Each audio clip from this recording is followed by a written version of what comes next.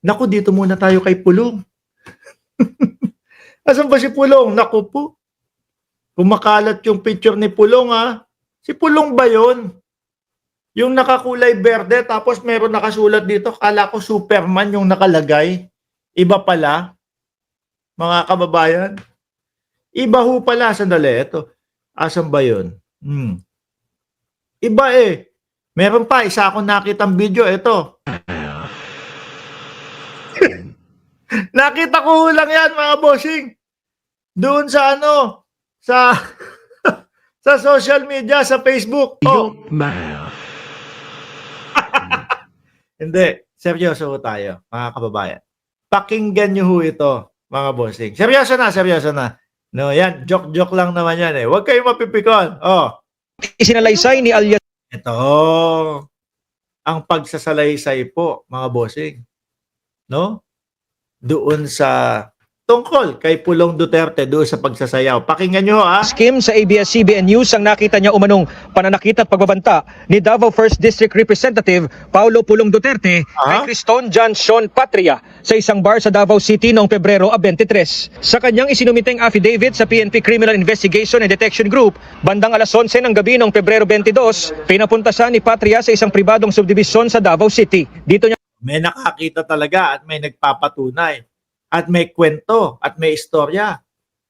No? At may paglalahad ho, mga bossing. Di ba? nakita si Congressman Duterte, Patria, at ang negosyanteng nagngangalang Charlie Tan. Sandali, ano pangalan ng babae? Patria. No? Yun yung pangalan ng babae, no? Nakita si Pulong, si Patria, at si yung isang Tantan. Oh. Kasama ang ilang babae. Before siya umalis, sinabihan niya ako kung gusto kong pumunta sa bar, pwede akong sumunod sa bar. Tapos nag-message ako kang Sona. So, tingnan nyo kung gusto talaga sila sa Davao, syempre hindi hindi mga magsasalita ito. Siguro nabubuisit na din mga bossing, no? Sabi ni Renante Balibago, yung video mo gustong-gusto ni Sarah kay basketball player. Ay, Diyos ko. Si Patria po yung buga. Si Patria yung bugaw. Oh.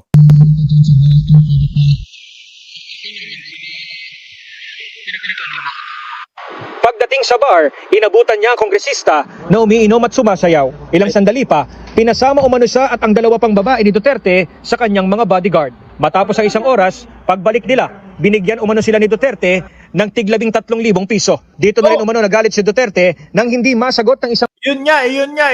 Tama, yung salaysay, no, si ano pangalan nun, yung binubuntal ni Pulong. Kasi tagla13,000 piso yung binibigay doon sa ibang babae, tapos yung isa 1,000. So, sabi ng mga nagko-comment, 51 million tapos 1,000? Ano yun? Di ba? 51 million tapos 1,000. Budots pa yung sayaw ni Pulong? Ewan ko doon. Pag ganun eh. Sabi ni, yung kay Pulong, yung sa bar. Kaya ganun eh. Di ba? Gumaganon. Tapos may hawak na alak. Pasensyaan nyo na po, matigas din ang katawan ko. Hindi ko kayang imwestra sa inyo. babae ang tanong ng kongresista. Nagtanong si Pulong na in Bisaya. Nagtanong si Pulong kung ba daw siya.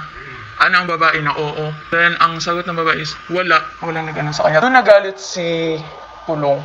Kasi naghingi siya ng pera niya, hindi siya nalabas. So doon na kami nag-ano kasi na-shock na kami kasi naglabas na siya ng kutsilyo. Oh! Saglit lang, banat bay ha. Eto, may nagpapatotoo, may nagsasalaysay.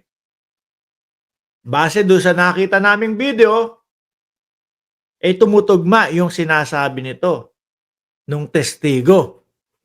Meron talagang patalim. No? At yung gumano si Pulong, patalim talaga yung hawak. Diba? Sabi ni Shiro Kansaki, so ayun na nga, lagot ka na Pulong. Inano niya na si Sean sa gilid. Tapos nagpanik kami. Tapos binaba niya si Sean kasama yung mga bodyguard niya. Hindi ko na nakita kasi binaba niya si Sean kasama yung mga bodyguard. Pababa na. Kwento pa ni Kim, maging sila ay pinagbantaan ng kongresista. Opo. Kayo! Pag kami nagsinabi kayong ganito, ganyan, yari kayo sa akin. Baka ganun yung sinabi. Grabe, ano? Powerful! 20 minutes siguro, sabi ni Paul na pababain mo yung mga babae. Wala akong paki sa mga babae, papatayin ko sila lahat. What? Grabe naman yun. Wala akong pakialam sa mga babae, papatayin ko silang lahat. Mga babae. Wala akong paki sa mga babae, papatayin ko sila lahat. Kasi papasin nga kami. No? Wala kang magawa kasi Kung ito pong sinasabi nito, mga kababayan, ito to, naku, grabe naman. Napaka-war freak naman pala kapag ka nalalasing. corner talaga, parang kumbaga hopeless. Nababa na kami, doon na namin nakita na grabe yung pagbugbog kang Sean. Sampal, palo sa kamay, taga palo sa kamay, 1,000. Taga sampal, 1,000. Oh, yun. Binlag natin yun, di ba? Yung salaysay na may lagda sa gilid. Sabi, ang haba po, halos ilang oras na akong binubuntal. Tapos umabot na po sa punto na kada suntok, bibigyan ng 1,000. Di ba? Sa suntok 1,000. Sa pag-alis ng grupo ni Duterte, dito na rin umano nakalabas si Kim at ang ibang babae dahil sa Parang na-hostage pa sila sa loob. Di ba? No, kailangan makaalis pa yung mga tao bago makalabas. trauma. Nito lang huling linggo ng Abril nakabalik ng Davao si Kim. Gusto ko lang matulungan si Sean na maano yung musisya para sa kanya kasi grabe kasi yung nangyari. Sa kanya parang trauma talaga. Hininga namin ng panig si Congressman Duterte kaugnay sa aligasyon ng testigo. Ayon sa staff ng kongresista, wala pa silang bagong pahayag sa mga aligasyon. Pero mga bossing, meron tayong ipinakita dito na ang sagot nga ni Pulong, ayan na, may video na, nakita nyo na yung video lumabas. Diba? Nakita nyo na yung video lumabas. Tagal nang nangyari yun, matagal na daw. Ibig sabihin, meron talaga. Lagot. Ray, Kagimbal, shout out sa asawa mo na si Rowena Aguirre. Naku po, Madam Rowena.